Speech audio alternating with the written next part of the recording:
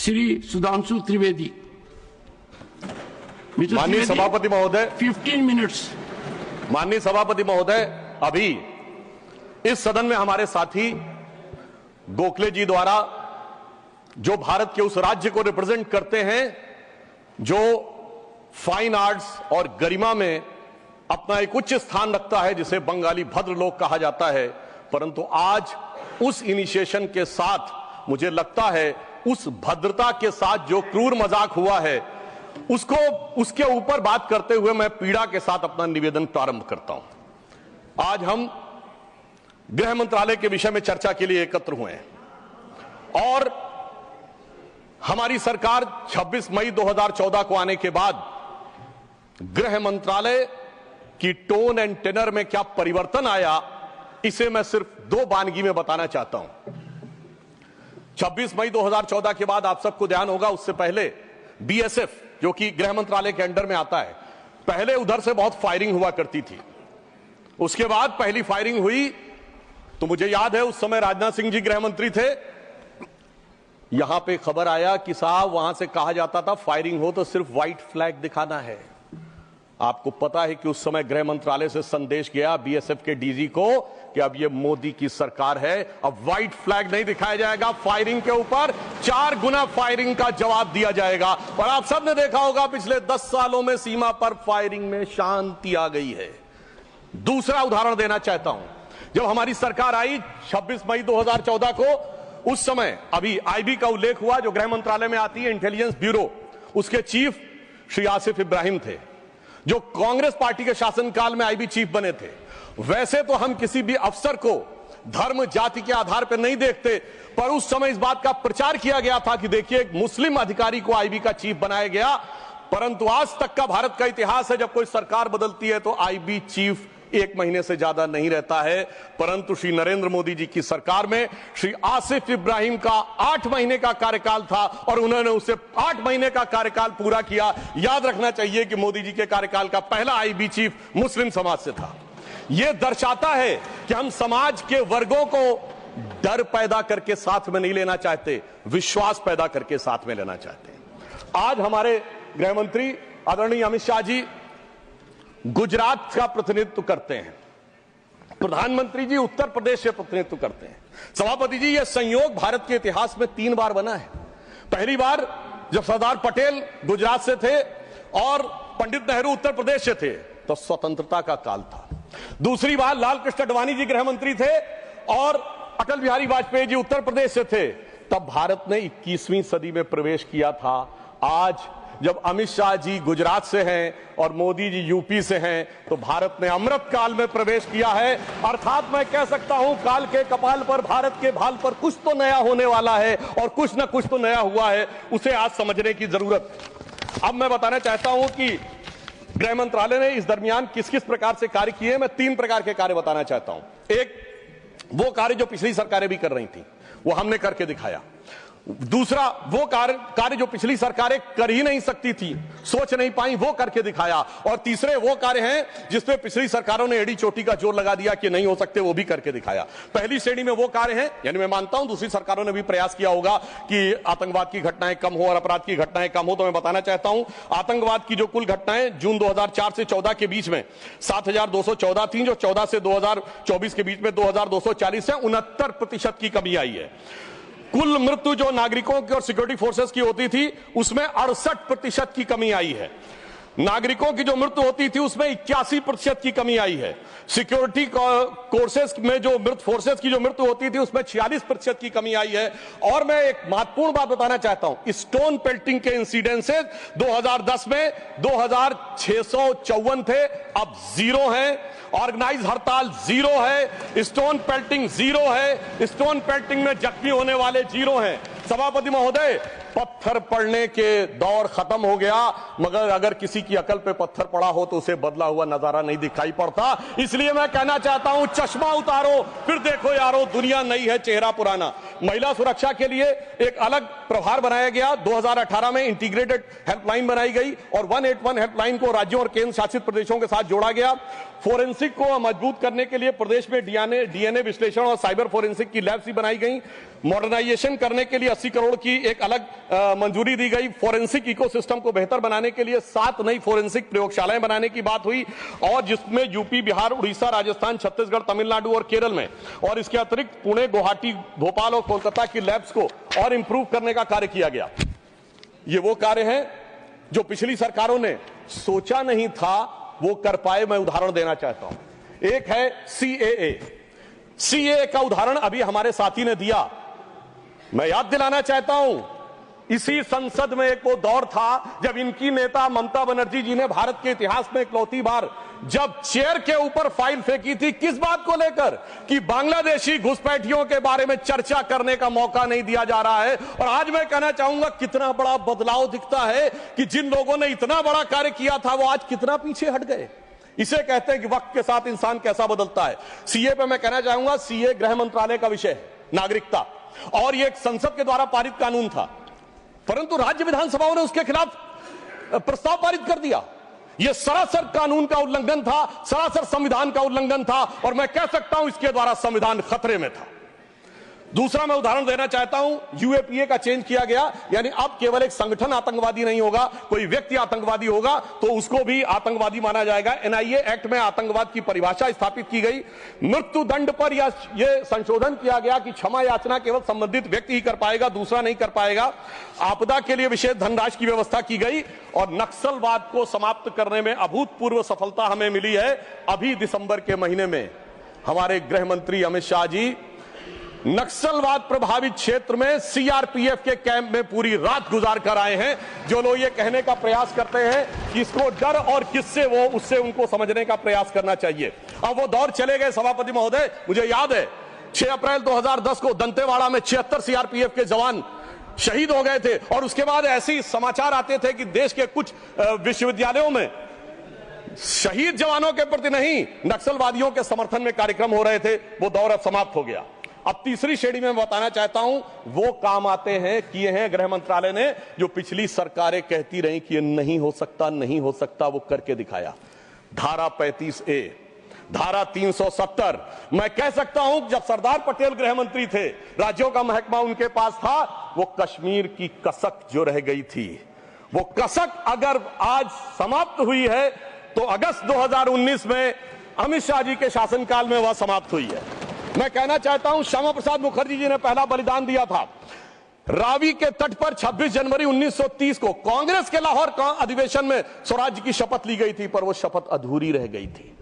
तो सरदार पटेल के दिल में कसक थी, श्यामा प्रसाद मुखर्जी जी का बलिदान था, और अटल जी के दिल में वेदना थी। उन्होंने कहा था 15 अगस्त का दिन कहता आजादी अभी अधूरी है, सपने सच होने बाकी हैं, रावी की शपथ न पूरी है।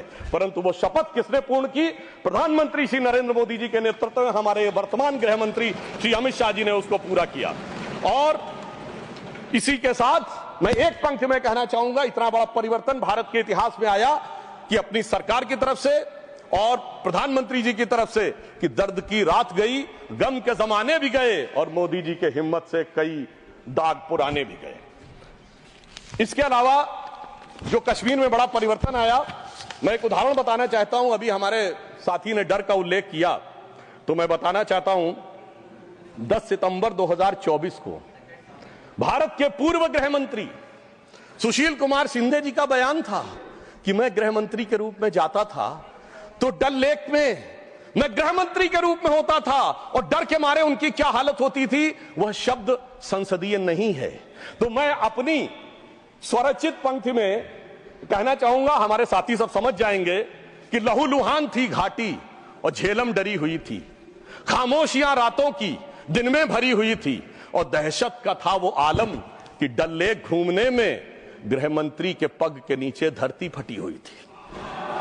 और आप समझिए आज हमारी स्थिति यह है कि हमारे गृह मंत्री वो हैं जिनको देखकर आतंकवादियों की छाती फटने लगती है, और आतंकवाद के समर्थन करने वालों के छाती में दर्द होने लगता है। सभापति जी, मैं कहना चाहता हूं, उनकी सरकार और हमारी सरकार में यह अंतर था जो भारत की परंपरा में है। उन्होंने बहुत दिन नाग पंचमी की, नागों को दूध पिलाया, हमने जन्मेजय का नाग यज्ञ करके दिखाया जिसमें सारे नाग आकर समाहित हो गए। तो मैं एक पंक्ति में कहना चाहूंगा, कश्मीर घाटी को लहूलुहान करने वालों सुनो, एक भी शहीद हुआ जवान नहीं भूले हैं, और दूध भी पिलाते हैं परंपरा हमारी मित्र, किंतु नाग यज्ञ का विधान नहीं भूले। और मैं ये कहना चाहता हूं, दूसरा उदाहरण, एक सिर्फ दूसरा उदाहरण, हमारे कांग्रेस के युवा नेता जिन्होंने तथाकथित भारत यात्रा निकाली, उसी कश्मीर कहते हैं कि हालात नहीं बदले।